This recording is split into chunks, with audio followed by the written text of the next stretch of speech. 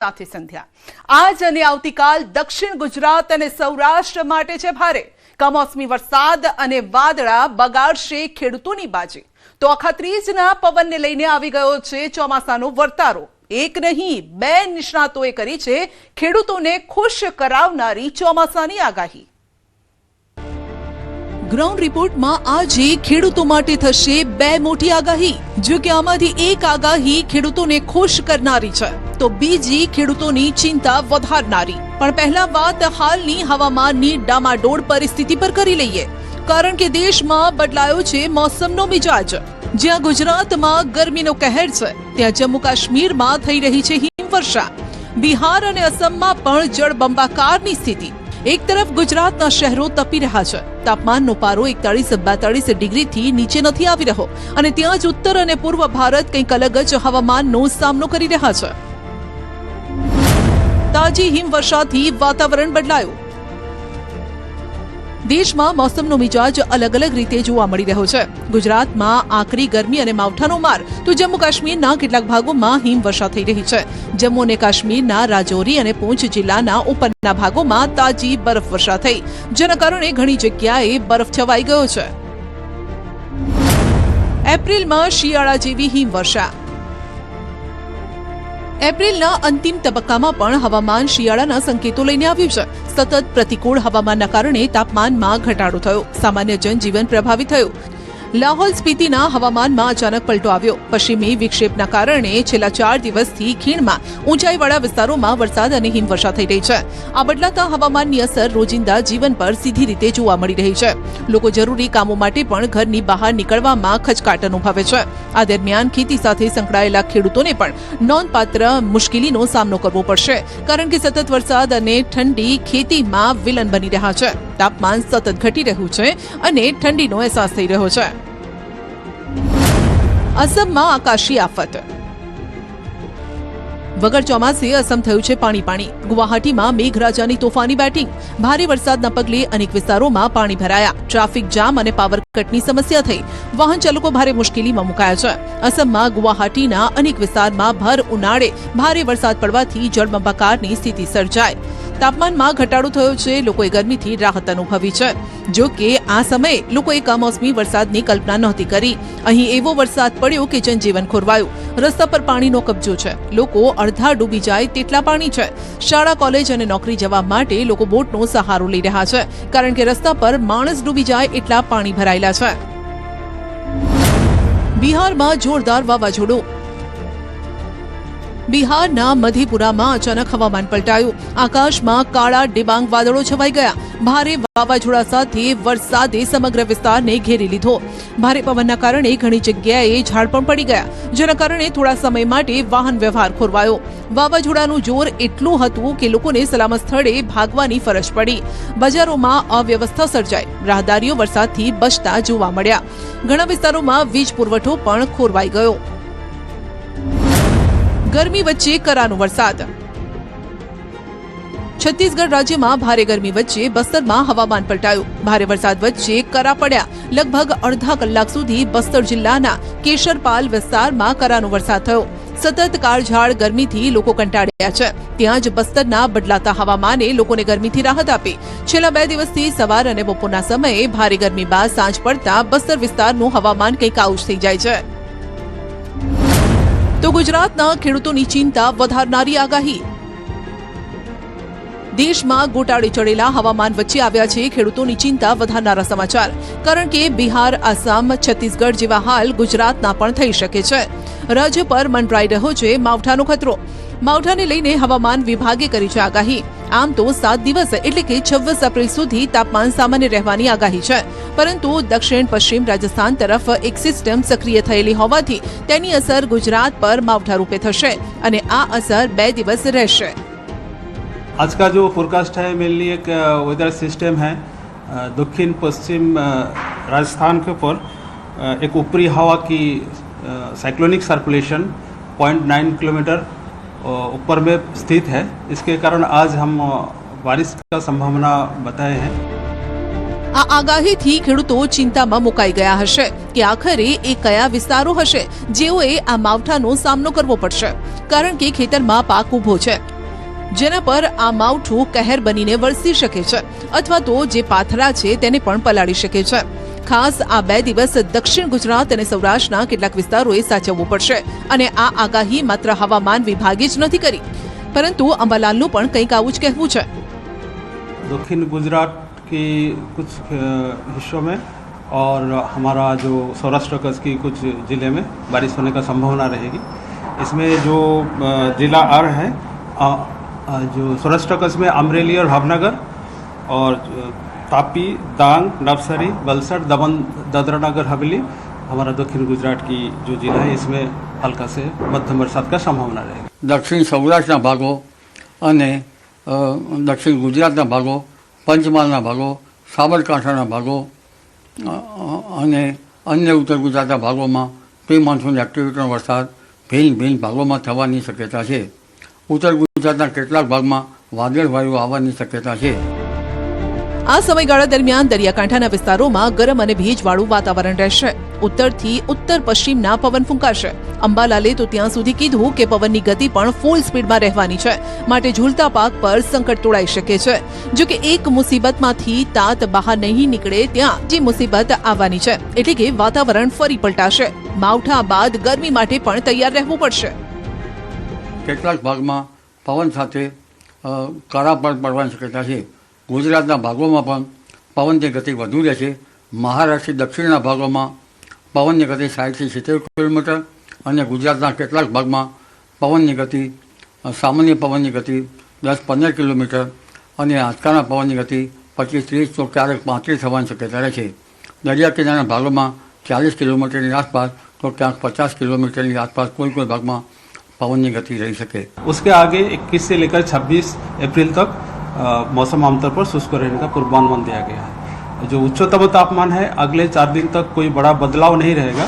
उसके आगे 2 से 3 डिग्री सेंटीग्रेड टेम्परेचर राइज होने का संभावना रहेगी.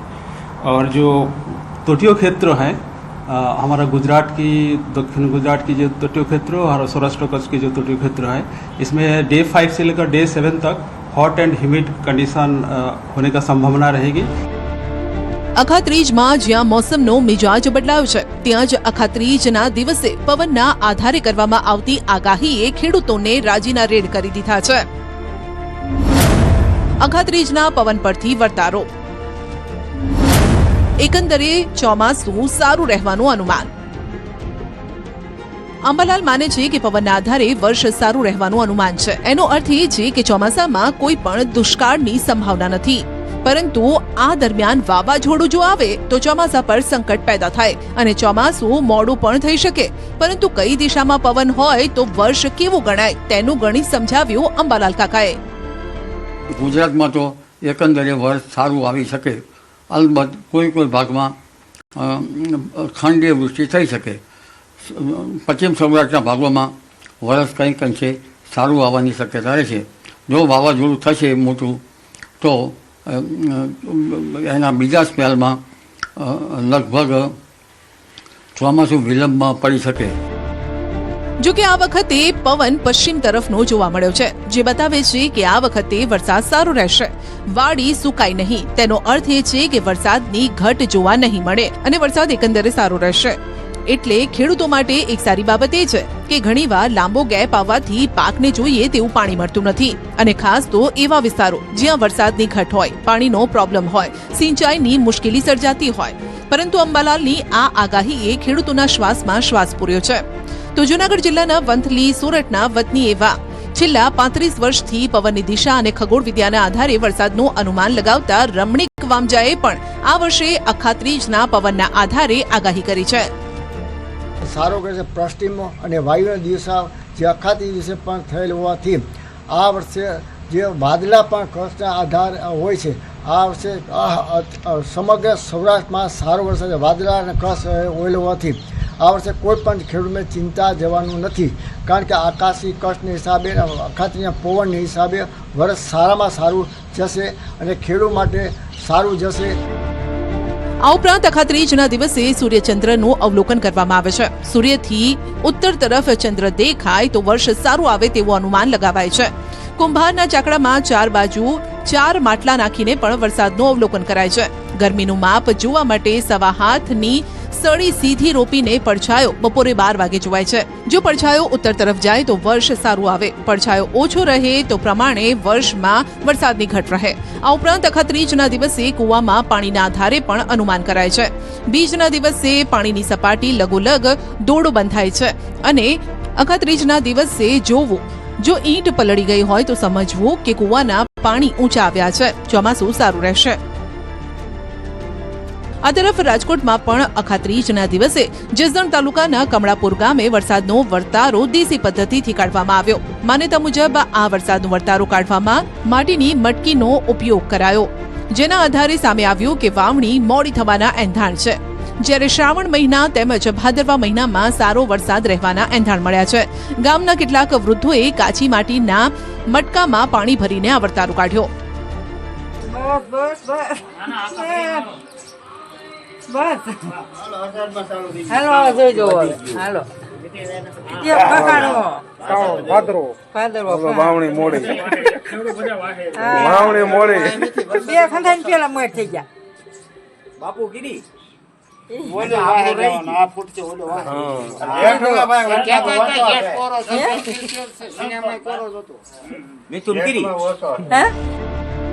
આ સાથે જ ચોમાસાના 4 મહિના પર પણ એક સચોટ આગાહી સામે આવી છે, જેમાં કાકાની આગાહી છે કે ચોમાસાની શરૂઆત સારી રહેશે. જૂન મહિનો ઇન્દ્રદેવ હેત વરસાવશે, પરંતુ જુલાઈમાં કદાચ પરિસ્થિતિ ખેડૂતોના પક્ષમાં ન પણ રહે. એટલે કે જુલાઈમાં જો વાતાવરણ સાથ નહીં આપે તો વરસાદ પૂરો ખાઈ શકે છે. જૂન માસમાં ચોમાસું સારું રહેવાની શક્યતા રહે છે અને ઇન્ડિયન ઓશન ડાયપોલ સાનુકૂળ રહેવાની શક્યતા રહે છે. તો ઓગસ્ટમાં પણ ચોમાસું કંઈક અંશે સારું રહેવાની શક્યતા રહે છે. જો એક સ્પેલ જુલાઈમાં આવી જાય અને એ સ્પેલ વધારે આવે અને હવામાન દૂષિત થઈ જાય તો પછી જુલાઈ માસમાં વરસાદ ઓછો પડી શકે. જો કે વામજાનું માનવું છે કે 18 મેના રોજ કૃતિકા નક્ષત્રમાં માવઠાની શક્યતા છે. આ વર્ષે ચોમાસું લાંબુ ચાલશે. જે અંબાલાલ કાકા જુલાઈમાં વરસાદ યોગ્ય ના રહે તેવી આગાહી કરી રહ્યા છે, તો વામજાનું કહેવું છે કે જુલાઈમાં સૌરાષ્ટ્રમાં અતિવૃષ્ટિ પણ થઈ શકે છે. ભાદરવા મહિનામાં હાથિયા નક્ષત્રમાં ગાજવીજ સાથે સારો વરસાદ થશે. સૌરાષ્ટ્રના તમામ નદી નાળા અને ડેમ છલકાઈ જશે, પરંતુ આ સમયે ખેડૂતોએ પણ ખાસ સાચવવું પડશે. ચોમાસું હજી પણ ભાદરવા મહિનાની અંદર જે હાથિયા નક્ષત્ર બેસે, હાથિયા નક્ષત્રની અંદર પણ ગાજવી સાથે વરસાદ થશે. અને આ વર્ષે જે ડેમને કોઈ પણ નદી નાળા સમગ્ર સૌરાષ્ટ્રના છલકાઈ જશે. કોઈ પણ ખેડૂતને ચિંતા જેવું નથી. અને ખેડૂત માટે મગફળી વાવજો અને બીજા નંબર સોયાબીન વાવજો અને ત્રીજા નંબરની અંદર કપાસના પાકની અંદર જીવજંતુ વધારે આવશે. આમ ખેતીના પાકો વિશે સલાહ આપતા તેમણે જણાવ્યું છે કે આ વર્ષે ખેડૂતો માટે મગફળી અને સોયાબીનનું વાવેતર ફાયદાકારક રહેશે, પરંતુ કપાસના પાકમાં જીવાત આવવાની અને નવરાત્રી દરમિયાન ચિત્રા નક્ષત્રમાં વરસાદ થવાથી કપાસના પાકને નુકસાન થવાની ભીતિ રહેલી છે. આમ એકંદરે તો ચોમાસું ચારેકોર રહેશે તેવું ગણી શકાય, એટલે ખેડૂતો ખુશખુશાલ. સ્થાનિક સ્વરાજની ચૂંટણીમાં મતદારોને રીઝવવા હવે રાજકીય પક્ષો લગાવી રહ્યા છે એડી ચોટીનું જોર. ક્યાંક જામ્યું છે વાક યુદ્ધ તો ક્યાંક એઆઈ ટેકનોલોજી અને ગીતોથી પ્રચાર. મતદાનની તારીખ નજીક આવતા જ વાર પર પલટવાની રાજનીતિ પણ તેજ બની છે. મતદારોના મન જીતવા માટે ચૂંટણીમાં આ વખતે છે આર પારની લડાઈ. હવે તો સમજો સમજો લઈ આવો પંજો પંજો આવશે તો ભાજપ આવશે તો ભાજપ.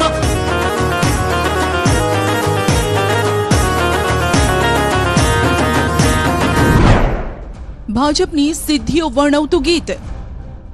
મોદીજીના નેતૃત્વમાં વિશ્વમાં દેશનો ડંકો વાગ્યો. દુનિયાના સગળા દેશોને ભારત પ્રત્યે અહોભાવ જાગ્યો. વંદે માતરમ ગીત આપણું આખા વિશ્વમાં બધે ગવાય. કોંગ્રેસે મીમ્સ બહાર પાડી કરી ટકોર.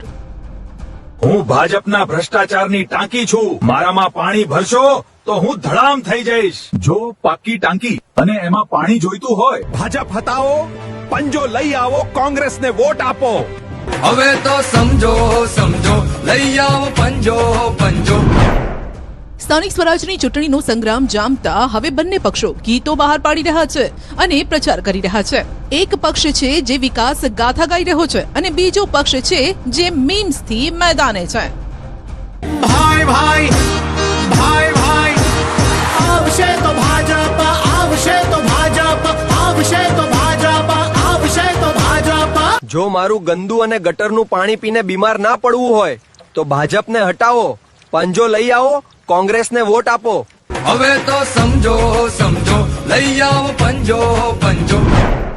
ચૂંટણીમાં ગીતોથી પ્રચારનો ટ્રેન્ડ. સ્થાનિક સ્વરાજની ચૂંટણીમાં ઉમેદવારો હવે પરંપરાગત સભાઓ અને રેલીઓ સાથોસાથ સોશિયલ મીડિયા પ્લેટફોર્મનો પણ વ્યાપક ઉપયોગ કરી રહ્યા છે. સોશિયલ મીડિયા દ્વારા પ્રચાર વધુ ઝડપથી અને ઓછી કિંમતમાં મોટી સંખ્યામાં લોકો સુધી પહોંચે છે. માટે ભાજપે સોશિયલ મીડિયા પર ગીતો થકી પ્રચાર શરૂ કર્યો. ભાજપે ગીતોમાં પોતાની સિદ્ધિઓ વર્ણવી છે. જાણીતા ગીતકાર અરવિંદ વેગડાએ આ ગીતો ગાયા છે. ડિજિટલ પેમેન્ટ શરૂ થયું, યુપીઆઈ થી આર્થિક વ્યવહાર, પૈસા સીધા જ ખાતામાં, વચેટિયા થઈ ગયા બહાર, માથાકૂટ કડાકૂટ વિના ખેડૂતને મળે છે નાણાં. ઓનલાઈન યુગ સાથે કદમ મિલાવે ગુજરાતીઓ શાણા. અલ્યા આ બધું કોણે કર્યું? ભાજપે. એટલે જ ભાઈ ભાઈ ભાઈ ભાઈ આવશે તો ભાજપ, આવશે તો ભાજપ, આવશે તો ભાજપ, આવશે તો ભાજપ. અલગ અલગ વર્ગને અપીલ કરવા માટે અલગ અલગ ગીત. સોશિયલ મીડિયા પર આ ગીતો અપલોડ કરીને મતદારોને રીઝવવા પ્રયાસ થઈ રહ્યો છે. ભાજપ રેલીથી રીલ્સ સુધી, પત્રિકાઓની સમાંતરે પોસ્ટ, સભાઓથી લઈ વિવિધ વિડીયો મૂકી પ્રચાર શરૂ કર્યો. હવે તો સમજો લઈ આવો પંજો. હવે તો સમજો સમજો લઈ આવો પંજો પંજો. કોંગ્રેસના મીમ્સથી મતદારોને જગાડવાનો પ્રયાસ. હું ભાજપે વર્ષોથી ભેગો કરેલો કચરો છું. જો મને હટાવવા માંગતા હોય તો ભાજપને હટાવો, પંજો લાવો, કોંગ્રેસને વોટ આપો. ચૂંટણીના મેદાનમાં ભાજપની વિકાસ ગાથા વર્ણવતા ગીતોને ટક્કર આપશે કોંગ્રેસનું ગીત અને મીમ્સ. ભાજપે ગીતથી સોશિયલ મીડિયા પર પ્રચાર કરી મતદારોને રીઝવવાની રણનીતિ બનાવી છે. સામે કોંગ્રેસે પણ વિવિધ મીમ્સ બનાવી મતદારોને રીઝવવાનો પ્રયાસ કર્યો. કોંગ્રેસે એક વિડીયો સોંગ હવે સમજો લઈ આવો પંજો જાહેર કર્યું છે. કોંગ્રેસે ખાડા, વરસાદી પાણી, નકલી પનીર, જર્જરિત બ્રિજ સહિત અનેક મુદ્દે મીમ્સ બનાવ્યા છે. અમિત ચાવડાની ઉપસ્થિતિમાં ગુજરાત કોંગ્રેસે સોંગ અને મીમ્સ જાહેર કર્યા. કોંગ્રેસે શહેરી મતદારોને રીઝવવાનો પણ પ્રયાસ કર્યો. કોંગ્રેસ પાર્ટીએ હંમેશા બધા જ વર્ગના લોકોની ચિંતા પણ કરી છે અને એટલા જ માટે જ્યારે યુપીએ સરકાર હતી ત્યારે તમે અત્યારે જે શહેરી વિસ્તારનો વિકાસ જોવો છો, જે ઇન્ફ્રાસ્ટ્રક્ચર જોવો છો, એ મોટે ભાગની યોજનાઓ કોંગ્રેસની યુપીએ સરકારના વખતમાં શરૂ થઈ. અને એટલા જ માટે તમે નવા મોટા મોટા ફ્લાયઓવર જુઓ છો, શિક્ષણની વ્યવસ્થાઓ જુઓ છો, આરોગ્યની વ્યવસ્થાઓ જુઓ છો, કે રહેણાંક મકાનો આપવાની વાત છે, એ બધો જ વિચાર અને યોજનાઓ કોંગ્રેસની યુપીએ સરકારથી શરૂ થઈ. નૈનાબા જાડેજા વર્સિસ રીવાબા જાડેજા. કોંગ્રેસને જડબાતોડ જવાબ મળશે, રીવાબાનું કહેવું છે. રાજકોટ શહેર વોર્ડ નંબર 2 થી કોંગ્રેસે નૈનાબા જાડેજાને ટિકિટ આપી છે, જે રવિન્દ્ર જાડેજાના બહેન અને ભાજપ સરકારમાં રાજ્યકક્ષાના મંત્રી રીવાબા જાડેજાના નણંદ છે. નણંદ કોંગ્રેસના ઉમેદવાર છે, જ્યારે કે ભાભી ભાજપમાં છે. રાજકોટમાં કોંગ્રેસ ઉમેદવાર નૈનાબા જાડેજાની ઉમેદવારી મુદ્દે રાજકીય માહોલ ગરમાયો છે. રાજકોટમાં રાજ્યકક્ષાના મંત્રી રીવાબા જાડેજાએ કોંગ્રેસમાંથી ચૂંટણી લડી રહેલા નણંદ નૈનાબા જાડેજાને શુભેચ્છા આપી. રીવાબાએ કહ્યું કે ચૂંટણી લડનારને શુભેચ્છા પાઠવું છું, જો કે જીત ભાજપની થશે મને પૂરો ભરોસો છે.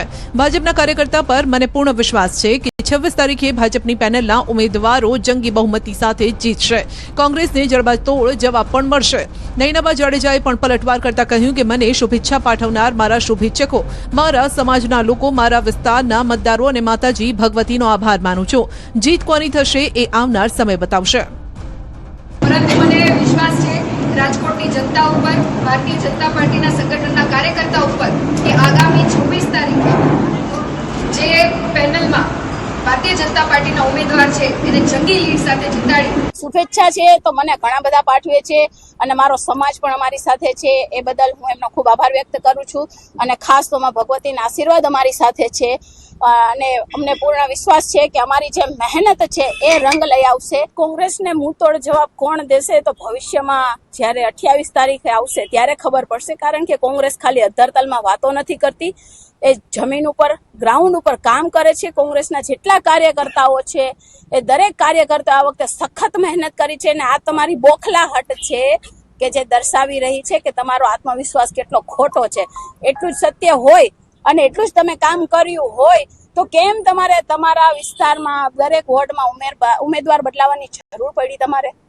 તમને ખબર જ છે, ભારતીય જનતા પાર્ટીને બહુ સારી રીતના ખબર છે કે અમારા જે જૂના કોર્પોરેટરો હતા જેમણે સત્તા ભોગવી છે એમણે કાંઈ કામ કર્યું નથી, કોઈ દિવસ વિસ્તારમાં ગયા નથી.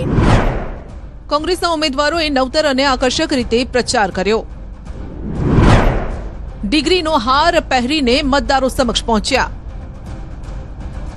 અમદાવાદમાં કોંગ્રેસે પ્રચાર માટે નવતર પ્રયોગ કર્યો છે. સૈજપુર વોર્ડમાં કોંગ્રેસના ઉમેદવારોએ નવતર અને આકર્ષક રીતે પ્રચાર કર્યો.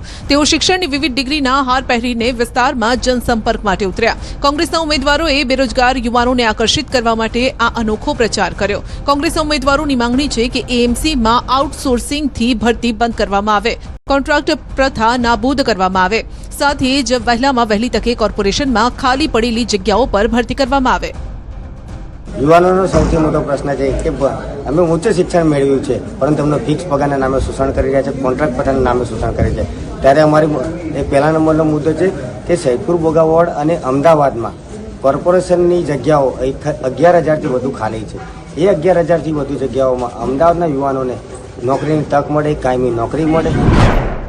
ચૂંટણીમાં આર્ટિફિશિયલ ઇન્ટેલિજન્સની એન્ટ્રી. હવે એઆઈ ગીતોના તાલે ગુંજશે વોર્ડ 13ની ગલીઓ. ભાજપના ઉમેદવારે એઆઈથી હાઈટેક પ્રચાર શરૂ કર્યો. આજના ટેકનોલોજીના યુગમાં ચૂંટણી પ્રચાર હવે માત્ર સભા અને પત્રિકાઓ પૂરતો મર્યાદિત નથી. સુરત મનપાની ચૂંટણીમાં વોર્ડ નંબર 13ના ભારતીય જનતા પાર્ટીના ઉમેદવારોએ પ્રચારમાં આધુનિક ટેકનોલોજી અપનાવી છે. ગુજરાતમાં હાલ ચારે તરફ સ્થાનિક સ્વરાજની ચૂંટણીનો ગરમાવો છે. ઉમેદવારો હવે કાર્યકરો સાથે ઘરે ઘરે જઈને જનતા સાથે સંપર્ક કરી રહ્યા છે, જેથી આ ગ્રાઉન્ડ લેવલે થતા ચૂંટણી પ્રચારમાં નેતાઓની બયાનબાજી કે પછી વાયરલ વિડીયો કે નિવેદનોના કારણે આવી પોતાનામાં અનોખી ઘટના આપમેળે ચર્ચાનું કારણ બનતી હોય છે. આવી જ રીતે હાલ સુરતમાં પણ ભાજપના ઉમેદવારે ચૂંટણી પ્રચારમાં આધુનિક ટેકનોલોજીનો ઉપયોગ કરી સૌનું ધ્યાન આકર્ષિત કર્યું છે. ટેકનોલોજીના હબ ગણાતા સુરત શહેરમાં હવે રાજકીય પ્રચારની પદ્ધતિઓ પણ હાઈટેક બની છે. સુરત મનપાની ચૂંટણી હોય કે સ્થાનિક સ્વરાજની સંસ્થાઓ, ઉમેદવારો મતદારોને આકર્ષવા માટે અવનવા પ્રયોગો કરે છે. ત્યારે વોર્ડ નંબર 13ના ભાજપના ઉમેદવાર સંદીપ ચકલવાડાએ પ્રચાર માટે અત્યાધુનિક એઆઈ ટેકનોલોજીનો સહારો લઈને સૌનું ધ્યાન ખેંચ્યું છે. ભાજપ ઉમેદવાર સંદીપ ચકલવાડા માત્ર રાજકારણી જ નહીં પરંતુ ટેકનોલોજીના પણ જાણકાર છે. તેમણે એઆઈ ટેકનોલોજી પર વિશેષ કોર્સ કર્યો છે. આ જ જ્ઞાનનો ઉપયોગ તેમણે પોતાના ચૂંટણી પ્રચારમાં કર્યો. એઆઈની મદદથી 4 જેટલા ખાસ પ્રચાર ગીત તૈયાર કર્યા. આ ગીતોની વિશેષતા એ છે કે તેમાં પરંપરાગત ગાયકો કે સ્ટુડિયોના લાંબા ખર્ચના બદલે એઆઈ ટેકનોલોજીની ચોકસાઈ જોવા મળે છે. એઆઈ ડેટા એનાલિસિસ અને એઆઈ જનરેટિવ એઆઈનો કોર્સ સ્કિલ ઇન્ડિયા દ્વારા જે હોય છે ઓનલાઈન એ કર્યો છે. અને ચૂંટણી પ્રચાર માટે એટલા માટે કે ચૂંટણી પ્રચારમાં ડેટાનું ખાસ મહત્વ હોય છે. એટલે એ ડેટા ઝડપથી મળી જાય, એટલે એઆઈના માધ્યમથી એ ડેટાનું ઝડપથી એનાલિસિસ થઈ જાય, એ પ્રમાણે અમે કામગીરી કરી રહ્યા છે. બીજી વસ્તુ કરીએ તો જે અત્યારે એઆઈ જનરેટિવ એઆઈ દ્વારા ઇમેજીસ છે કે સોંગ્સ છે એ બધું ઝડપથી બની શકે છે, એ મને એનો ખ્યાલ છે, મેં અભ્યાસ કર્યો છે. એટલે ચૂંટણી પ્રચારમાં જેમ પારંપરિક ભારતીય જનતા પાર્ટીના સોંગ્સ છે એ પણ ખૂબ સારા છે, પરંતુ અમારા પ્રોપર વિસ્તારના લોકોને ટાર્ગેટ કરવા માટે કે અમારા વિસ્તારના લોકોને અમારો વિસ્તાર સમજાવવા માટે, અમારા ઉમેદવારોના નામ સમજાવવા માટે અને તેનો મતદાન ક્રમાંક સમજાવવા માટે એ સોંગમાં અમે રજૂ કર્યા છે. કચરો વીણતા શ્રમિકની અનોખી દેશભક્તિ. લારી પર ત્રણેય પક્ષના ઝંડા લગાવી મતદાન જાગૃતિ. લોકશાહીના પર્વ સમાન ચૂંટણીમાં જ્યારે મોટા નેતાઓ અને પક્ષો એકબીજા પર આક્ષેપ પ્રત્યાક્ષેપ કરવામાં વ્યસ્ત છે, ત્યારે સ્થાનિક સ્વરાજની ચૂંટણી વચ્ચે નર્મદા જિલ્લામાંથી એક એવો કિસ્સો સામે આવ્યો જેણે સૌના દિલ જીતી લીધા. કચરો વેણીને પોતાનું ગુજરાન ચલાવતા એક સામાન્ય શ્રમિકે પક્ષપાત ભૂલીને મતદાન જાગૃતિનું અભિયાન છેડ્યું છે ત્યારે સમગ્ર જિલ્લામાં ચર્ચાનો વિષય બન્યું છે. નર્મદાના રસ્તાઓ પર અત્યારે એક અનોખી સાયકલ લારી આકર્ષણનું કેન્દ્ર છે. આ લારી કોઈ મોટા નેતાની નથી, પરંતુ આખો દિવસ કચરો વેણતા એક જાગૃત નાગરિકની છે. તેની સાયકલ લારી પર રાજકીય પાર્ટીના ઝંડા લહેરાઈ રહ્યા છે. કોઈ એક પક્ષનો પ્રચાર કરવાના બદલે તેઓ લોકોને માત્ર એક જ સંદેશ આપી રહ્યા છે કે ગમે તે પક્ષને આપો પણ મતદાન અચૂક કરો. જ્યારે આ શ્રમિકને તેની આ અનોખી પહેલ વિશે પૂછવામાં આવ્યું ત્યારે તેમણે અત્યંત ગહન જવાબ આપ્યો. મતદાન તો આપવાનું જ, એક ના આપો તો તમારું જીશે, અમારું નહીં જવાનું. અમે તો કચરા પેટી બી લીન ખાશું, તમારી જેવા બીજા ભૂખે મરી જશે. જો ભાઈ, આપણી ભાજપ છે, સરકાર છે, ભાજપ છે, આમ જનતા છે, ભાઈ કોંગ્રેસ છે, પણ આપણને એવું બધો ઇન્ટરેસ્ટ નથી. પણ આપણે કેવું, કોઈ જે બી આવે પણ આપણે વિશે કોઈ કામ કરે એવી આપણી આનંદ જ છે. મનપાની ચૂંટણીમાં ગોલ્ડમેનની એન્ટ્રી. 90 લાખનું સોનું પહેરીને આપના ઉમેદવારનો પ્રચાર. સુરત મહાનગરપાલિકાની ચૂંટણીને લઈને સમગ્ર શહેરમાં રાજકીય માહોલ ગરમાયો છે. આ ચૂંટણીમાં અનેક ઉમેદવારો નસીબ અજમાવી રહ્યા છે, પરંતુ આમ આદમી પાર્ટીના એક ખાસ ઉમેદવારે આખા સુરતનું ધ્યાન ખેંચ્યું. વોર્ડ નંબર 1 માંથી ચૂંટણી લડી રહેલા કલ્પેશ બારોટ હાલ ગોલ્ડન મેન તરીકે પ્રખ્યાત થયા છે. તેઓ જ્યારે પ્રચારમાં નીકળે છે ત્યારે શરીર પર 90 લાખના સોનાના દાગીના અને તેની સાથે ચાલતા બાઉન્સરો સોશિયલ મીડિયાથી લઈને રસ્તાઓ સુધી ચર્ચાનો વિષય છે. આમ આદમી પાર્ટીના